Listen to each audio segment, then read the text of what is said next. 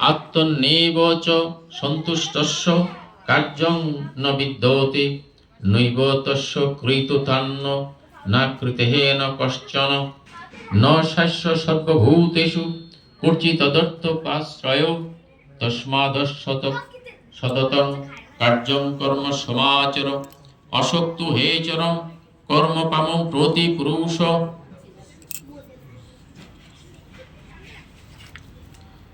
অর্থাৎ অর্জুন বলিলেন, হে কৃষ্ণ, যদি কর্ম অপেক্ষা জ্ঞান বড় হয় তবে তুমি আমাকে যুদ্ধ করিতেছ বলিতেছ কেন?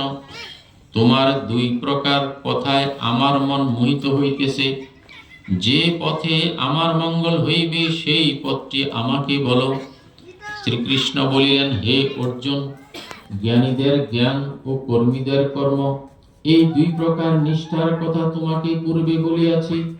কর্ম না করিয়া কেউ কর্মবন্ধন হইতে মুক্ত হইতে পারে না।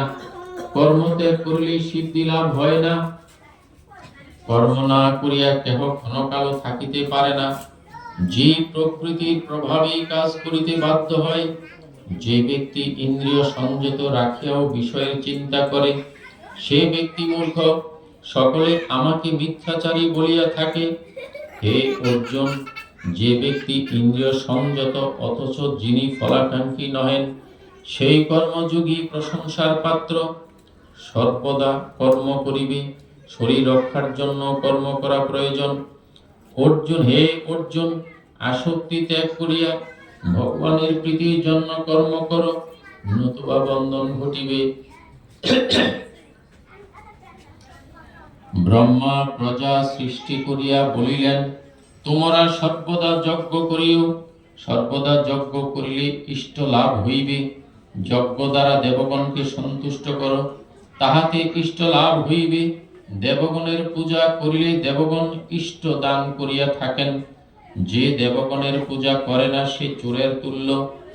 যজ্ঞান্ন খাইয়া লোকে পাপ মুক্ত হয়। যে রান্না করিয়া কেবল নিজেরই উদর পূর্ণ করে, সে পাপাহার করে। যজ্ঞ কর্মময়।